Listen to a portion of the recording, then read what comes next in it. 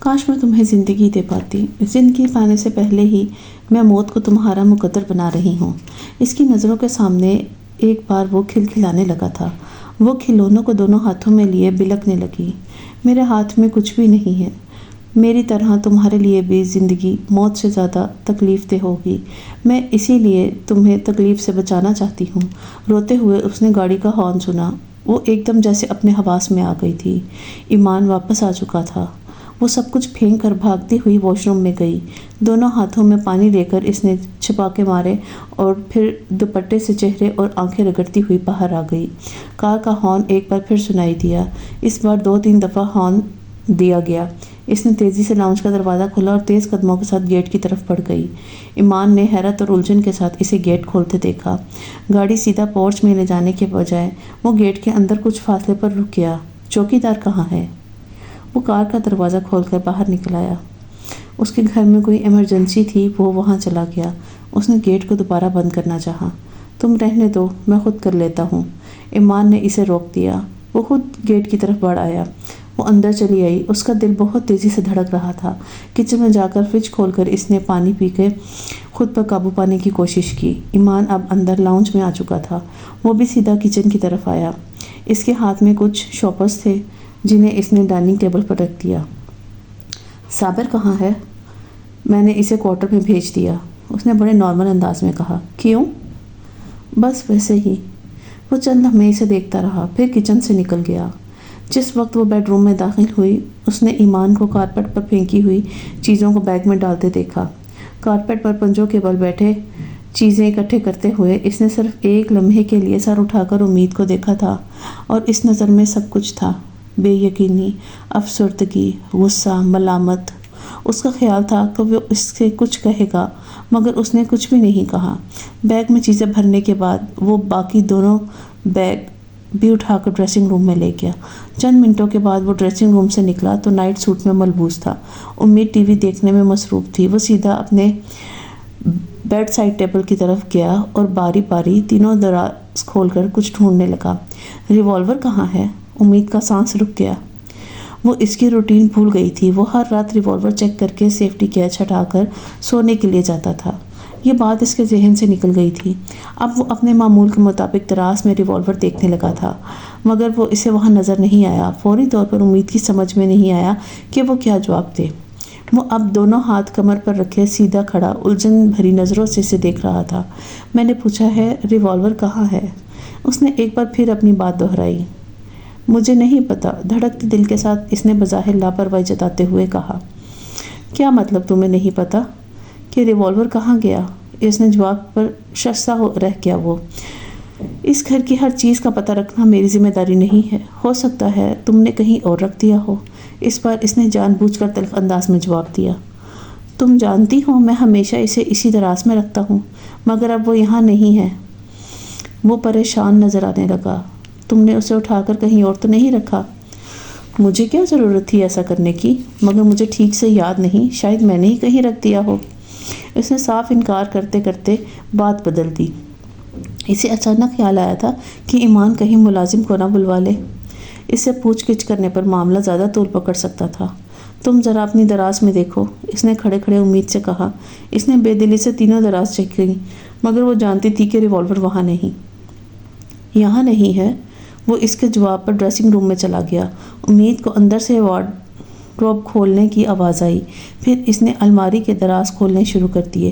وہ ہونٹ پیچھے بیٹھی رہی۔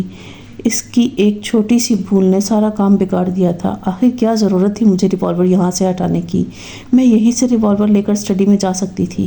اگر وہ سو جاتا تو بھی دراز کھول کر ریوالور نکال سکتی تھی۔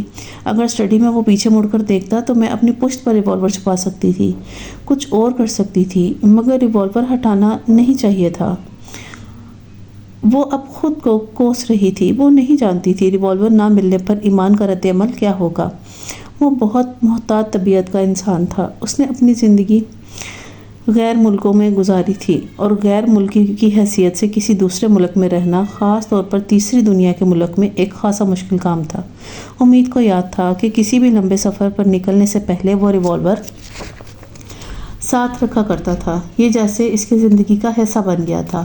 اپنے ہی گھر کے بیڈ روم کے اندر سے ریوالور का गायब हो जाना बहुत परेशानी की बात थी। वो ड्रेसिंग टेबल के दराज पर चेक करने के बाद जैसे कुछ थक कर स्टूल पर बैठ गया। उम्मीद बज़ाहिर टीवी की तरफ मुतवज्जो थी, उसका सारा ध्यान इसी की तरफ था। चंद मिनट वो जैसे किसी सोच में गुम रहा, फिर एक गहरी सांस लेकर इसने उम्मीद को मुखातिब किया। तुम्हारा क्या ख्याल है, अगर तुमने रिवॉल्वर उठाया है तो कहाँ रख सकती हो? मैंने कहा ना, मुझे याद नहीं। वैसे भी मेरी तबीयत पिछले चंद हफ्तों में ठीक नहीं रही, बार बार मुझे भूल जाता है मैंने कौन सी चीज़ कहाँ रखी। उसने होंठों पर जुबान फेरते हुए बज़ाहिर पुरसुकून अंदाज में कहा। मेरी अदम मौजूदगी में तुम हर रात रिवॉल्वर चेक करती थी? अब वो इससे पूछ रहा था। नहीं, तुम्हें मैं ताकीद करके गया था ऐसा करना, फिर भी तुमने। अगर कुछ होता तो रिवॉल्वर के बगैर तुम क्या करती? तुम जानती हो कि तुम अकेली थी, तुम इतनी लापरवाह क्यों हो? मेरी बात तुम्हारी समझ में क्यों नहीं आती? इसकी आवाज़ में परेशानी थी या गुस्सा, इसे अंदाज़ा नहीं हुआ। उम्मीद ने सर उठाकर इसे देखा। मगर कुछ हुआ तो नहीं? इसने बड़ी बेखौफी से कहा। वो इसके जवाब पर दंग रह गया। वो एक बार फिर टीवी की जानिब मुतवज्जो थी। अगर कुछ हो जाता तो? उसने गुस्से से कहा। तो हो जाता। उम्मीद की आवाज़ में तल्खी थी। वो बहुत देर तक इसका चेहरा देखता रहा। रावलपिंडी जाने से पहले तुमने रिवॉल्वर देखा था? क्या तब वो यहीं था? इस बार उम्मीद को इसकी आवाज़ बहुत सर्द महसूस हो रही थी। मुझे याद नहीं। तो याद करो, उसने अपने लफ्ज़ों पर जोर देते हुए कहा। तुम क्या सोच रहे हो कि वो रिवॉल्वर मैंने छुपाया है? वो एकदम भड़क उठी। मैंने ऐसा नहीं कहा कुछ। तो कुछ जो कह रहे हो उससे यही मतलब निकलता है? तुम इतनी बारीक बीन नहीं हो कि मेरे लफ्ज़ों के मतलब जान सको। मैं जान सकती हूँ, जान चुकी हूँ, और क्या क्या जानती हूँ ये तुम्हारे इल्म में नहीं। इसके जुमले पर मुश्तिल होकर उसने कहा था। वो बेहिस्सा हरकत से देखता रहा। फिर इतनी ही सर्द आवाज़ में इसने उम्मीद से कहा, मसलन क्या जान चुकी हो तुम, और क्या क्या जानती हो जो मेरे इल्म में नहीं? इसने अपने एक एक लफ्ज़ पर जोर दिया था। वो एकदम संभल गई। वक्त आने पर बता दूंगी। मेरा ख्याल है वो वक्त आ चुका है। उसका लबो लहजा यकसर बदल चुका था। तुम क्या चाहते हो? एक छोटी सी बात का बहाना बनाकर मुझसे लड़ना चाहते हो? वो इसे एकटक देखता रहा। मैं लड़ना चाहता हूँ? हाँ, इसीलिए तुम बात को बढ़ा रहे हो। मुझसे जान छुड़ाना चाहते हो? तुम चाहते हो मैं इस घर से चली जाऊँ? वो खुद पर काबू नहीं रख पा रही। मैं क्यों जान छुड़ाऊँगा तुमसे? इसे जैसे उम्मीद की बात पर करंट लगा, ताकि मैं तुम्हारे झूठ से बेखबर हूँ, तुम्हारे फ्रॉड और तुम्हारे गुनाहों को ना जान सकूँ। उसका गुस्सा बढ़ता जा रहा था। वो जो बात राज में रखना चाह रही थी, वो बात खुद ब खुद इसकी ज़ुबान पर आ रही थी। उसने ईमान के चेहरे का रंग उठते हुए देखा, बल्कि झपकाए बगैर वो इसे बेहिस्सा हरकत देख रहा था। वो बहुत देरी से खामोशी के साथ इसे देखता रहा। फिर इसे इसकी आवाज़ सुनाई दी। मैं जानना चाहता हूँ कि तुम मेरे किस झूठ और किस फ्रॉड और किस गुनाह को जान गई हो। वो खुद पर काबू पा चुकी थी। वो इसे कुछ भी बताना नहीं चाहती थी। मैं तुमसे कोई बहस नहीं करना चाहती, मगर मैं करना चाहता हूँ। वो इसे देखने लगी। बात को ख़त्म करो। एक रिवॉल्वर के लिए इतना तमाशा खड़ा मत करो। तुम सोच रहे हो रिवॉल्वर मेरी वजह से गुम हुआ है? ठीक है, मैं तुम्हें इसकी कीमत दे दूँगी। वो इसकी बात पर एकदम भड़क कर खड़ा हो गया। क्या मतलब है तुम्हारा कीमत दे दूँगी? कौन कीमत मांग रहा है तुमसे? तो फिर इस हंगामे का और क्या मकसद है? वो जैसे दम बखुद हो गया था। पहले कितनी चीज़ों की कीमत ले चुका हूँ तुमसे, मेरे ईमान, मेरी ज़िंदगी की। वो कहना चाहती थी मगर खामोश रही। तुम्हें पता है यहाँ से इस तरह रिवॉल्वर गायब होने का क्या मतलब है? वो लाइसेंस याफ्ता रिवॉल्वर था। अगर किसी ने इसे यहाँ से गायब कर दिया है तो किसी जुर्म में इस्तेमाल होने की सूरत में पुलिस सीधी मेरे पास आ जाएगी। मैं पकड़ा जाऊँगा, मेरा करियर दाव पर लग जाएगा। और जब तक वो रिवॉल्वर गायब है हमें ख़तरा है। आखिर कौन है जो बेडरूम की दराज से रिवॉल्वर निकाल कर ले गया?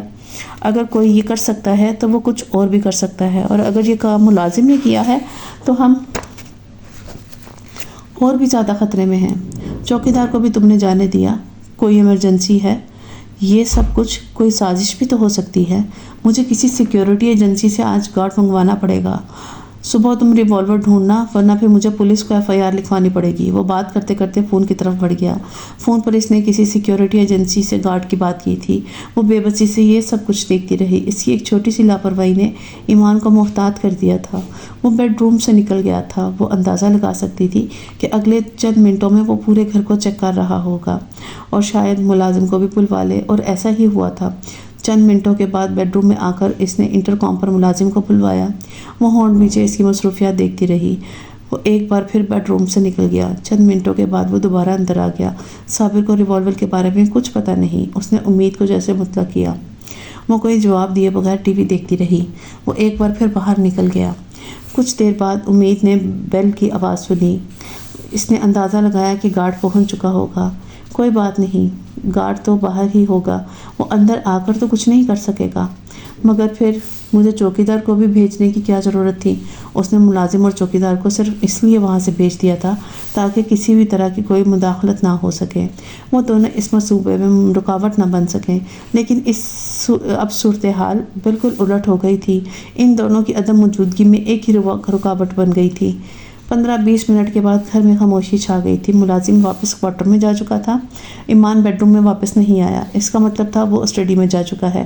15-20 منٹ انتظار کے بعد وہ دھڑکتے دل کے ساتھ بیڈ روم سے اٹھ کھڑی ہوئی۔ ٹی وی آف کرنے کے بعد محتاط انداز میں بیڈ روم سے باہر آ گئی۔ لاؤنج کی لائٹ بند تھی۔ وہ کچھ مطمئن ہو کر اسٹڈی کی طرف بڑھ گئی۔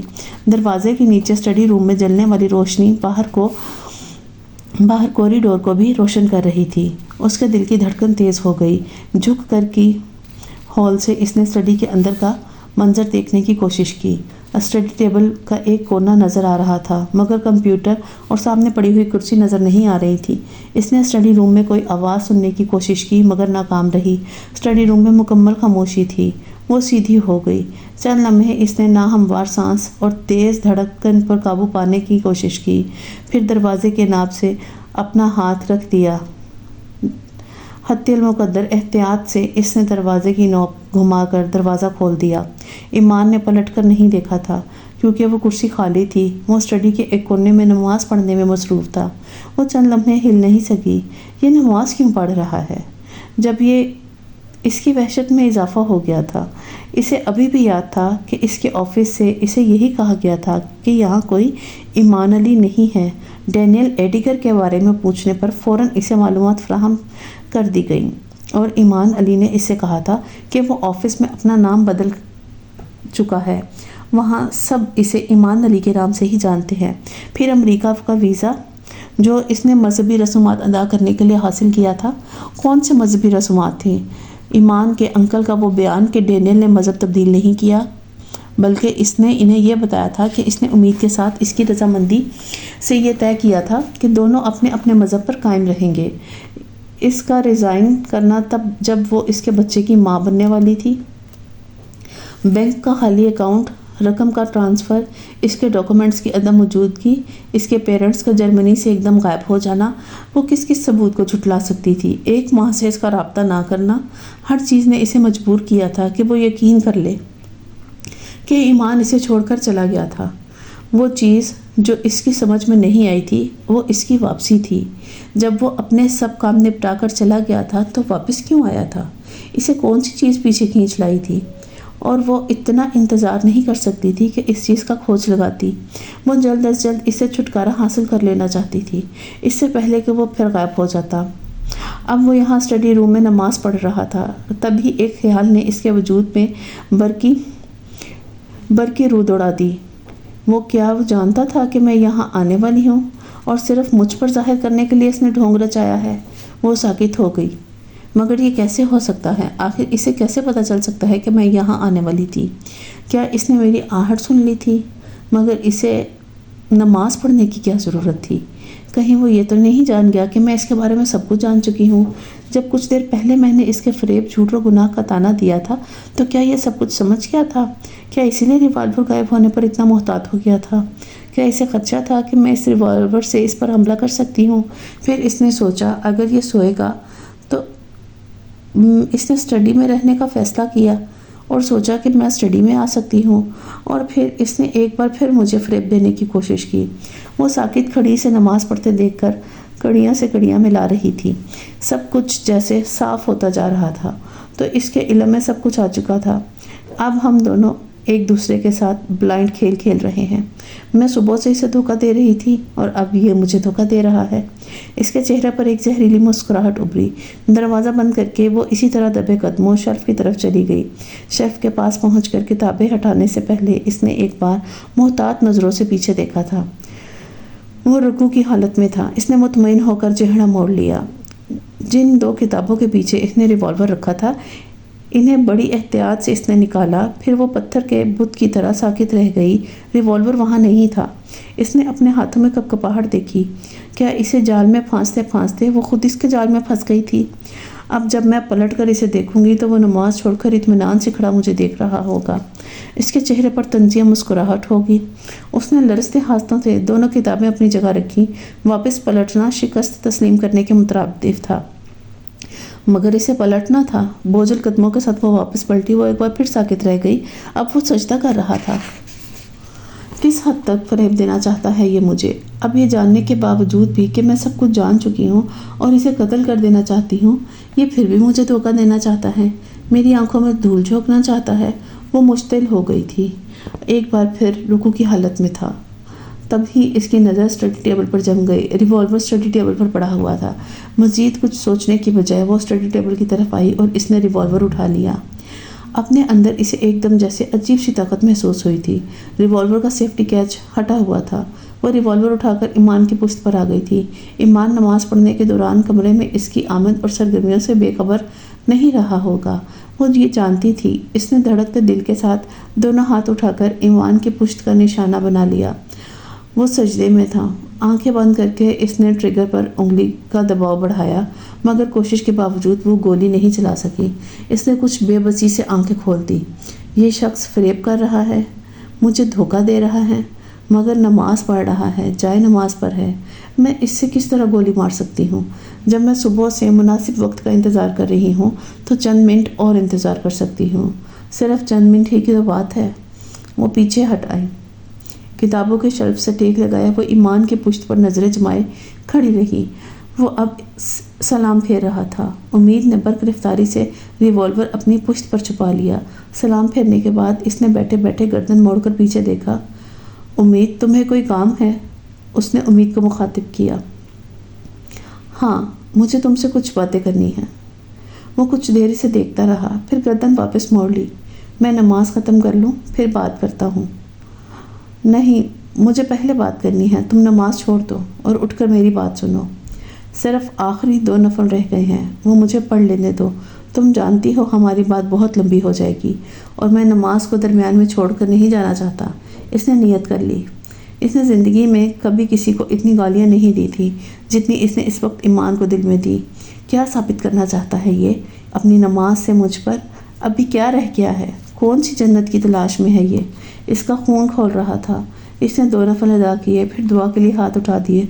वो मुंतज़िर थी कि वो दुआ करने के बाद अब उठ खड़ा हुआ और वो इसे शूट करे। दुआ करने के बाद इसने खड़े होकर झुककर जाए नमाज उठाई थी। वो इसे तय करते हुए उम्मीद की तरफ पलटा था और साकित रह गया था। वो इस पर रिवॉल्वर ताने हुए थी। इसने ईमान की आंखों में बेयकीनी देखी थी और अगले ही लम्हे वो ट्रिगर दबा चुकी थी। फिर इसने एक बार नहीं कई बार ट्रिगर दबाया था। कमरे में किसी धमाके की आवाज़ गूंजी थी। ना ईमान के सीने पर गोलियों का कोई निशान नमूदार हुआ था। रिवॉल्वर खाली था। इसे यकीन नहीं आया था। स्टडी में रिवॉल्वर रखते हुए इसने खुद गोलियां चेक की थी। रिवॉल्वर पूरी तरह लोडेड था और अब तो ये शख्स गोलियां निकाल चुका था। इसलिए तुम मुझे शूट करना चाहती हो? इसने ईमान के मुंह से सुना था। वो शॉक्ड था। हाँ, मैं मारना चाहती हूँ तुम्हें। मैं मार दूंगी क्योंकि तुम इसी काबिल हो। वो बुलंद आवाज़ में चिल्लाई। ईमान ने इसे कभी चिल्लाते नहीं देखा था। आज वो देख रहा था। मैं तुम्हारे बारे में सब जान चुकी हूँ, हर बात। मैंने तुमसे ऐसा कुछ नहीं छुपाया जिसके जानने पर तुम मुझे इस तरह कत्ल कर देने की कोशिश करती। झूठ मत बोलो इतना झूठ। कम से कम अब तो नहीं, जब मैं सबको जान चुकी हूँ। वो हलक के बल से चिल्लाई। क्या जान चुकी हो तुम? वो अभी तक शौक में था। तुम इस कौम से ताल्लुक़ रखते हो जो डेनियल एडिगर, जो मुनाफिक है, धोखेबाज है, झूठी है, कमीनी है, साजिशों में अपना सानी नहीं रखती। इसके जिस्म को एक झटका लगा। डेनियल एडिगर? ईमान ने बेयकीनी से ज़ेरे लब अपना नाम दोहराया। वो कह रही थी, तुमने जो मेरे साथ किया वो तुम्हारे खून में रचा हुआ था। तुमको वही करना आता था। आखिर को तुम यहूदी हो ना? वो बदलती रंगत के साथ इसे देखता रहा। क्या सोचा था तुमने कि मैं तुम्हारे साथ गुनाह की ज़िंदगी गुजारती रहूँगी और मुझे कुछ पता नहीं चलेगा? اور پتہ چلے گا تو بھی میں کچھ نہیں کروں گی، سمجھوتا کر لوں گی۔ ڈینیل ایڈیگر، اگر تمہارا وجود مجھے کتنا گندا اور مکروہ لگ رہا ہے اس کا اندازہ تم نہیں کر سکتے۔ میں ایمان علی ہوں، ڈینیل ایڈیگر نہیں، اور مجھے دوبارہ اس نام سے مخاطب مت کرنا۔ اس پر وہ مشتعل ہو گیا تھا۔ نام بدلنے سے تمہارا کردار بدل جائے گا۔ نام بدل کر کس کو دھوکہ دینا چاہتے ہو؟ میں یہودی ہوں نہ ڈینیل ایڈیگر۔ اب تم مجھ سے اس نام سے پکارو گی تو میں تمہارے منہ پر تھپڑ مار دوں گا۔ اس کی آنکھیں سرخ ہو رہی تھی۔ اس نے امید کا ہاتھ پکڑا اور ریوالور کھینچ کر اس کے ماتھے پر دے مارا۔ ایمان نے بچنے کی کوشش کی تھی مگر بچتے بچتے بھی ریوالور اس کی کھرپٹی سے کچھ اوپر لگا۔ درد کی لہر اس کے سر میں دوڑ گئی۔ تم ڈینیل ہو، کبھی ایمان علی نہیں ہو سکتے۔ وہ ہونٹ پیچھے ایک دم آگے آیا۔ اب مجھے ڈینیل کہو، اس نے امید سے چیخ کر چیلنج کرتے ہوئے کہا۔ میں تمہیں اسی نام سے پکاروں گی جو تم ہو، ڈینیل۔ اس کے منہ پر اتنے زور کا تھپڑ پڑا کہ وہ فرش پر گر پڑی۔ کیا ثابت کرنا چاہتے ہو تم؟ یہ کہ تم بڑے مسلمان ہو۔ میں تمہارے بارے میں سب کچھ جانتی ہوں۔ میرے منہ پر تھپڑ مارنے سے پہلے اپنے آفس کے لوگوں کے منہ پر تم تھپڑ مارو، جہاں تو سب تم کو ڈینیل کہتے ہیں، جہاں کوئی ایمان علی کو جانتا ہی نہیں۔ امبیسی کے لوگوں کے منہ پر تھپڑ مارو جو تمہیں ڈینیل کہتے ہیں۔ وہ اٹھ کر کھڑی ہو گئی۔ ایمان ایک دم پیچھے ہٹ گیا۔ اپنے سارے ڈاکومنٹس میں تم ڈینیل ایڈیگر ہو، صرف میرے لیے ایمان علی بننے کا ڈرامہ کیوں کیا؟ کیوں مجھے گندگی کی دلدل میں کھینچ لائے؟ مسلمان ہونے کا دھوکہ دیا، فریب دیا، اب مجھ سے جان چھڑا کر کہتے ہو کہ یہاں سے چلے جانا چاہتے ہو؟ وہ چپ چاپ اسے دیکھتا رہا۔ مجھے یقین نہیں آتا کوئی شخص اتنا جھوٹا، اتنا ذلیل، اتنا بے ضمیر کیسے ہو سکتا ہے جتنا تم ہو۔ محبت کا فریب دے کر مجھ کو دوزخ میں پھینک دیا۔ اتنی جرأت ہونی چاہیے تھی کہ تم میرے سامنے کھڑے ہو کر مجھے بتاتے کہ تم مجھے چھوڑنا چاہتے ہو، اس طرح چوروں کی طرح فرار نہ ہوتے، اور میرے ساتھ یہ سب کچھ کرنے کے بعد بھی تم یہ توقع رکھتے ہو کہ میں تمہیں ایمان علی کہوں، اور تمہاری اس سچائی پر یقین کروں جو تمہارے پاس ہے ہی نہیں۔ میں نے تم کو کوئی دھوکہ نہیں دیا، نہ تمہیں چھوڑ کر بھاگا تھا۔ میں یہیں کھڑا ہوں تمہارے سامنے۔ تم نے کہا کہ تم جرمنی گئے ہو۔ تم کہاں گئے؟ جرمنی یا امریکہ؟ اس کا خیال تھا ایمان کے چہرے کا رنگ اڑ جائے گا، مگر ایسا نہیں ہوا۔ وہ خاموش رہا۔ امریکہ کا ویزا لیا تم نے مذہبی رسومات میں شرکت کرنے کے لیے۔ کون سی مذہبی رسومات تھی؟ یہودیوں کا سالانہ اجتماع۔ تم آفس کے کام سے گئے تھے، مگر وہاں تو تم ریزائن کر چکے ہو۔ تم نے بینک میں اپنا اکاؤنٹ بند کر دیا۔ اس گھر سے تمہارے سارے ڈاکومنٹس غائب ہیں۔ جرمنی میں تمہارے پیرنٹس اپنا گھر بیچ کر کہیں اور چلے گئے ہیں۔ کہاں گئے ہیں یہ صرف تم جانتے ہو۔ یہ گھر تو تم خالی کر رہے ہو۔ مالک مکان کو انفارم کر چکے ہو۔ باہر پورچ میں کھڑی گاڑی کمپنی کی ہے جو اس ماہ کے ختم ہونے پر کمپنی واپس منگوا لے گی۔ اپنے ساتھ اپنی گرل فرینڈ کو بھی جرمنی لے گئے تھے۔ تم نے کہا تھا تمہارے سارے پیپرز میں تمہارا نام ایمان علی ہے۔ جھوٹ تھا یہ۔ تمہارے سارے پیپرز میں اب بھی تمہارا نام ڈینیل ایڈیگر ہی ہے۔ اپنے انکل سے تم نے یہ کہا کہ تم نے میرے ساتھ کوئی ایڈجسٹمنٹ کر لی ہے، مذہب نہیں بدلا، ابھی بھی یہودی ہو، اور یہ بات میں جانتی ہوں۔ مجھے اس پر کوئی اعتراض نہیں۔ تم ایک ہفتے کا کہہ کر جرمنی گئے تھے، اس کے بعد ایک دم رابطہ ختم کر دیا۔ اب تم ایک ماہ بعد کس لیے آئے ہو یہ میں نہیں جانتی، مگر تم جو کچھ کر رہے ہو میں اس کی حقیقت ضرور جانتی ہوں۔ اس کا خیال تھا ایمان کے چہرے پر خوف ہوگا، شرمندگی ہوگی، وہ کوئی بہانہ بنائے گا یا پھر معذرت کر لے گا۔ وہاں ایسا کچھ بھی نہیں تھا۔ وہ سرد اور بے تاثر چہرے کے ساتھ اسے دیکھتا رہا، جیسے اسے یہی سب کچھ سننے کی توقع رکھتا ہو۔ تمہیں چھوڑ کر چلا گیا، اس لیے تم نے مجھے شوٹ کرنے کا فیصلہ کیا۔ اس کی آواز بھی اس کے چہرے کی طرح بے تاثر تھی۔ مجھے تمہارے چھوڑ کر جانے کی پرواہ نہیں، اور نہ ہی میں نے تمہیں اس وجہ سے تم نے مذہب بدلنے کا فریب دے کر مجھ سے شادی کی۔ میں تمہیں تمہارے اس گناہ کے لیے مارنا چاہتی ہوں، اور صرف تمہیں ہی نہیں خود کو بھی۔ ایمان ایک ٹک اسے دیکھتا رہا۔ اس کی کھرپٹی سے بہنے والا خون اب اس کی شرٹ کو بھگو رہا تھا، مگر وہ اس زخم کی طرف متوجہ نہیں تھا۔ کچھ اور کہنا چاہتی ہو تو وہ بھی کہو۔ میرا کوئی جھوٹ اور فریب اور گناہ بھی میرے سامنے لے آؤ، یا پھر کوئی اور الزام ہو تو وہ بھی لگا دو۔ آج سننا چاہتا ہوں کہ تمہارے دل میں میرے لیے کتنا زہر ہے، کتنی نفرت ہے، کتنی بد اعتمادی ہے۔ وہ تیز اور بے ترتیب سانس کے ساتھ مشتعل نظروں سے اسے دیکھتی رہی۔ امید تمہیں مجھ سے شادی نہیں کرنی چاہیے تھی، کیونکہ تمہیں مجھ پر اعتماد ہی نہیں تھا، اور اب بھی نہیں ہے۔ ہاں بالکل ٹھیک کہہ رہے ہو تم۔ مجھے تم جیسے گھٹیا اور ذلیل آدمی کے ساتھ شادی نہیں کرنی چاہیے تھی۔ ایمان کا چہرہ سرخ ہو گیا۔ تم نہیں جانتے اس ایک ماہ میں تم سے شادی کے فیصلے پر میں کتنا پچھتائی ہوں۔ میں نے پوری زندگی تباہ کر کے رکھ دی، میرے سارے خوابوں، ساری خواہشوں کو کوڑے کا ڈھیر بنا دیا اور میرے وجود کو ایک گٹر۔ میں نے یا جہاں زیب نے، وہ اس کے لفظ پر ساکت رہ گئی تھی۔ وہ بے خوفی سے اس کی آنکھوں میں آنکھیں ڈالے کھڑا تھا۔ اس کا نام مت لو، وہ غرائی۔ کیوں نہ لوں؟ میں نے تمہارا سچ سنا ہے، اب تم میرا سچ سنو۔ تمہاری زندگی میں نے تباہ نہیں کی، جہاں زیب نے کی۔ جس دن وہ تمہیں چھوڑ کر چلا گیا، اس کا نام مت لو، وہ ایک دم چلائی۔